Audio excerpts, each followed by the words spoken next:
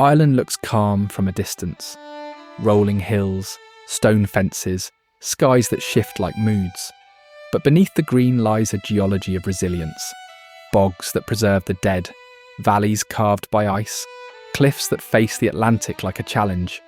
Here history is not buried. It's told in song, in stone circles, in the names of rivers older than any map. This is an island where myth and record are interlaced, where kings once ruled from ringforts and monks lit candles against the dark of a collapsing Europe. But Ireland's story is also one of fracture. Viking raids, Norman castles, centuries of English conquest, famines that empty the land, rebellions crushed and remembered, a language pushed to the brink, yet still spoken in coastal pockets. It is an island split not just by religion or politics, but by the very experience of survival. North and south, colonial and independent, sorrow and celebration. Today, Ireland is a modern republic tied to a Northern Ireland that remains part of the UK. A border both invisible and alive. So how did this island, once the edge of the known world, become both a survivor of empire and a shaper of global culture? To answer that, we go back, before saints, before sieges, to when the first footsteps left prints in Irish soil.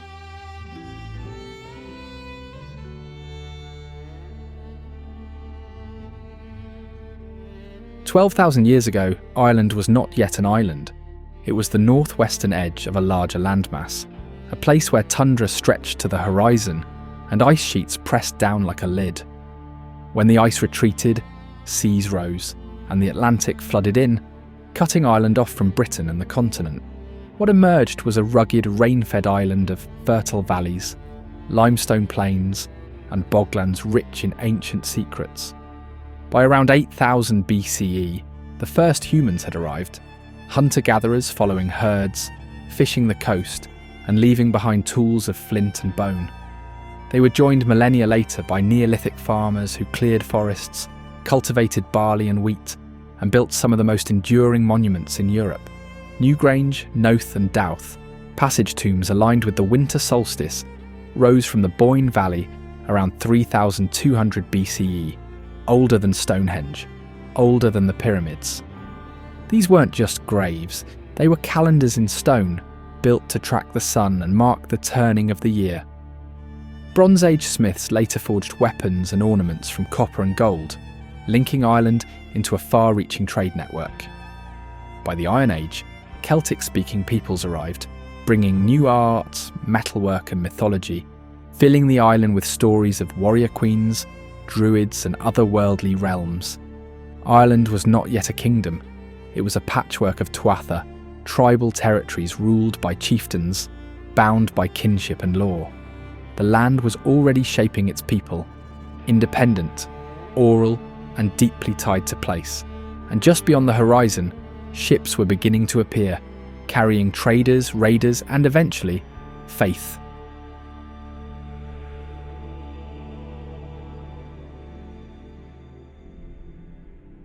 By the early centuries CE, Ireland was a land without cities, but rich in fortified ringforts, hill forts and sacred landscapes.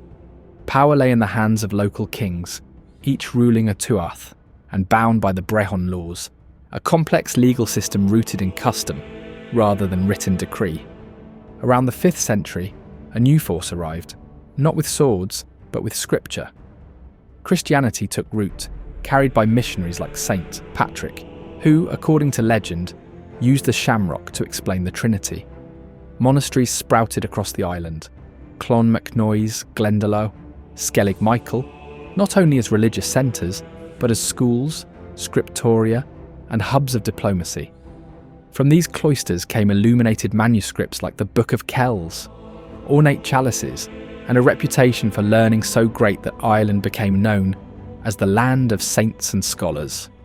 Missionaries from Ireland travelled into pagan Europe, helping to spread Christianity after the fall of Rome. But Ireland's golden age of learning was shadowed by the horizon.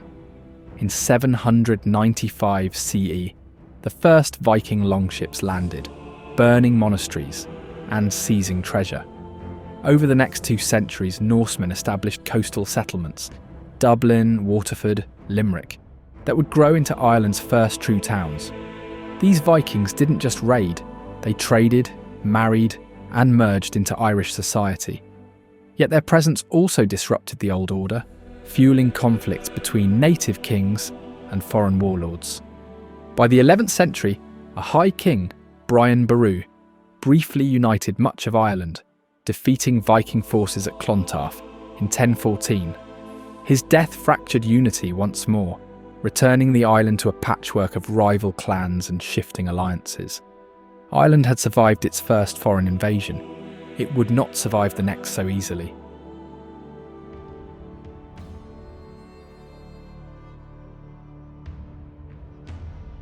In 1169, a storm of steel and ambition landed on Irish shores. Not Vikings this time, but Normans. Invited by a deposed Irish king seeking to reclaim his throne, they came from Wales and England, armoured and disciplined. What began as a political alliance became a conquest. By 1171, King Henry II of England arrived in person, claiming Ireland as a feudal possession of the English crown. Norman knights built stone castles over wooden ringforts, introduced walled towns, and reshaped Ireland's political map. Yet the conquest was incomplete.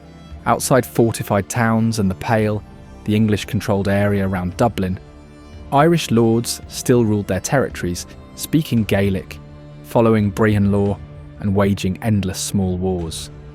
Over generations, many Norman settlers went native, adopting Irish language and customs. The English crown responded with laws to separate them from the Gaelic population, but control remained patchy. Then came the Tudor era in the 16th century, and with it, a new and relentless campaign of conquest.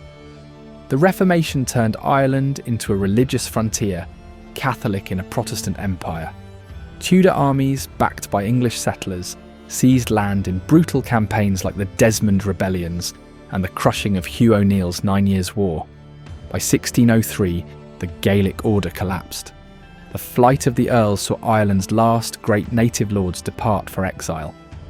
The English crown moved quickly to plant the land with Protestant settlers from England and Scotland, most dramatically in Ulster, forever altering the island's demographic and political landscape. The centuries that followed would bind Ireland to the English crown, but not in peace. The seeds of rebellion, religion, and resistance had been sown deep, and when war returned, it would bring siege, famine, and a massacre that burned itself into Irish memory.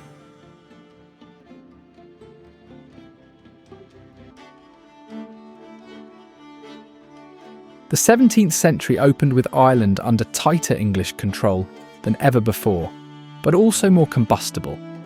The plantations had replaced vast tracts of Gaelic land with Protestant settlers. Catholics, still the overwhelming majority, were pushed to the margins, stripped of political power and burdened with heavy rents.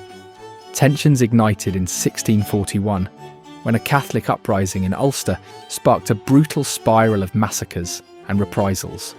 What followed was Ireland's bloody role in the Wars of the Three Kingdoms, a tangle of conflicts linking Ireland, England and Scotland. In 1649, Oliver Cromwell landed with a parliamentarian army, determined to crush Irish resistance. His campaign was ruthless. The sieges of Drogheda and Wexford became infamous for mass killings. Cromwell's victory brought confiscations on a scale never seen before. Catholic land ownership plummeted from 60% to under 10%. Thousands were killed, deported, or sold into indentured servitude in the Caribbean. The Protestant ascendancy solidified in the decades that followed. The Williamite War of the 1690s, ending with the Battle of the Boyne and the Treaty of Limerick, cemented Protestant political dominance. The penal laws stripped Catholics and dissenting Protestants of the right to vote, hold office, bear arms, or own significant land. For more than a century, Ireland became a colony in all but name. Governed from Dublin Castle, its economy shaped to serve English interests. Resistance flickered but could not ignite, until the late 18th century, when revolution overseas inspired new thinking at home. In 1798, The United Irishmen, a revolutionary movement of Catholics and Protestants united in republican ideals, rose against British rule. They sought to create an independent Ireland, free from sectarian division. The rebellion was met with brutal suppression. Tens of thousands were killed, villages burned, and hopes of unity drowned in blood. The 19th century brought a new disaster, not of muskets, but of blight. In 1845, potato crops failed. For the next 6 years, the Great Hunger hollowed the countryside. Over 1 million died from starvation and disease. Another 1 million emigrated, many to the United States and Canada. The population collapsed and Irish society was permanently altered. By century's end, Ireland was poorer, emptier, and more dependent on Britain than ever before. But it was also more politically aware, and a new generation was preparing to fight not just for reform, but for independence itself.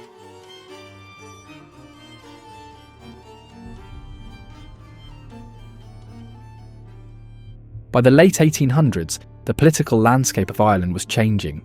The Great Hunger had shattered rural society, but also forged a vast diaspora whose influence reached from Boston to Melbourne. At home, the Land League fought to break the power of absentee landlords, winning reforms that allowed tenant farmers to buy their land. The central political demand became Home Rule, limited self-government within the United Kingdom. Led by Charles Stewart Parnell, the Irish Parliamentary Party made Home Rule a defining issue in Westminster. But each bill was delayed or defeated, often blocked by fierce opposition from Unionists in Ulster, who feared being ruled by a Catholic majority parliament in Dublin. When World War I broke out in 1914, the latest Home Rule Act was postponed. Britain promised to revisit it after the war. Many Irish nationalists supported the war effort, hoping loyalty would earn concessions. Others saw an opportunity. In 1916, a coalition of Republicans and Socialists staged the Easter Rising, seizing parts of Dublin and declaring an Irish Republic. The rebellion was quickly crushed and its leaders executed, but public opinion shifted dramatically. Sympathy for the rebels grew, feeding the rise of Sinn Féin, which won a landslide in the 1918 elections. Rather than take their seats in London, Sinn Féin MPs formed the first Dáil in Dublin and declared independence. This triggered the War of Independence, 1919 to 1921, a guerrilla conflict between the Irish Republican Army, IRA, and British forces. Assassinations, reprisals, and ambushes marked the struggle, culminating in the Anglo-Irish Treaty. The treaty created the Irish Free State, a self-governing dominion within the British Empire. But it also left Northern Ireland, 6 counties in Ulster, within the United Kingdom, and required an oath of allegiance to the British Crown. The compromise split the independence movement. In 1922, Ireland plunged into civil war. Pro-treaty forces under Michael Collins against anti-treaty Republicans led by Eamon de Valera. The pro-treaty side won, but Collins was assassinated and the wounds of the conflict ran deep. Over the next decades, the Free State distanced itself from Britain, rewriting its constitution in 1937 to become Éire, a fully sovereign state in all but name. In 1949, it formally declared itself the Republic of Ireland, severing its last constitutional ties to the Crown. But the border remained. Northern Ireland stayed under British rule, its own history moving toward decades of conflict. The Irish question was far from settled.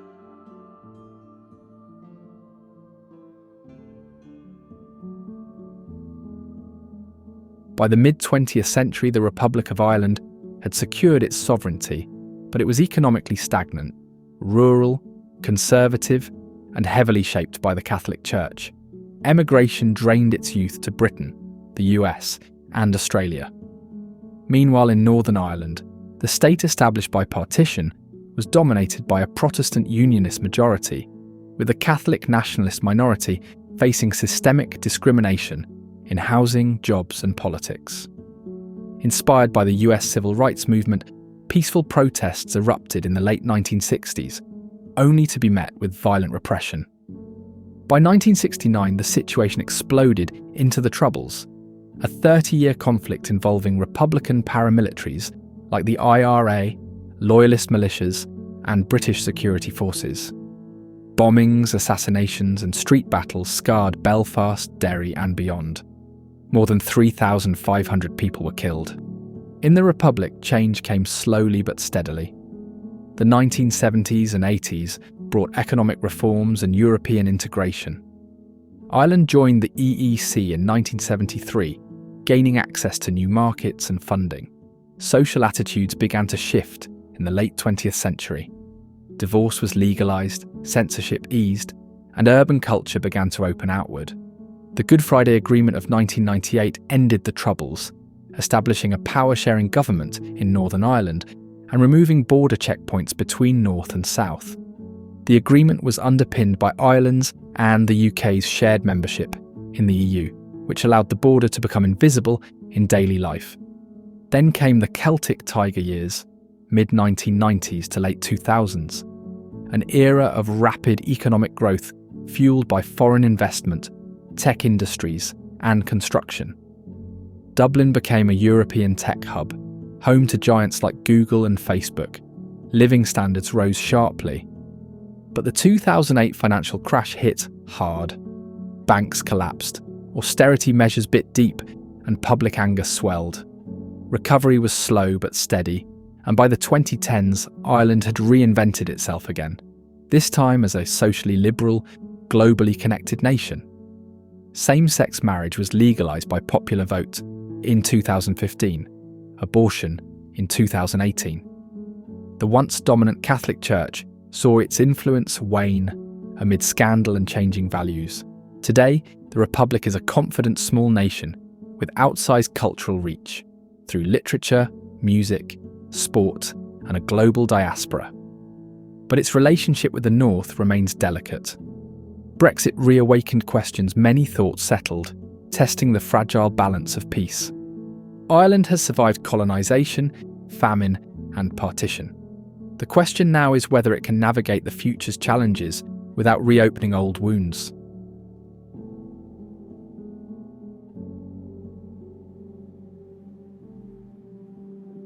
Ireland's peace was built on an invisible line. Brexit made it visible again. Customs checks, political standoffs, and shifting trade routes turned a solved problem into a living question. How do you keep a border open when systems diverge? The Windsor Framework calmed tempers, but politics in Northern Ireland still stop and start. Power sharing stalls, then resumes, then falters. Each election retests the arithmetic of identity. British, Irish, both neither. Demographics shift. A younger, more diverse Ireland grows up with passports in both pockets and TikToks in both accents. Talk of a border poll is no longer taboo. It is timetabled by speculation, spreadsheets, and street sentiment. Unity advocates draft costings. Unionists argue for the UK's shield. The question isn't only constitutional, it's practical. Health systems, tax codes, schooling, symbols. Who pays? Who decides? What changes first? Meanwhile, climate bears down. Atlantic storms grow meaner. Coastal towns flood. Peatlands, a carbon vault and cultural archive, demand restoration, not extraction. Offshore wind hums on the horizon. Data centres hum inland, straining grids and water. The island sells itself as green. Now it must engineer it. Economically, Ireland rides a fragile miracle. Multinationals pump GDP, tax policy draws fire. Housing lags, rents bite, emigrants return to no vacancy.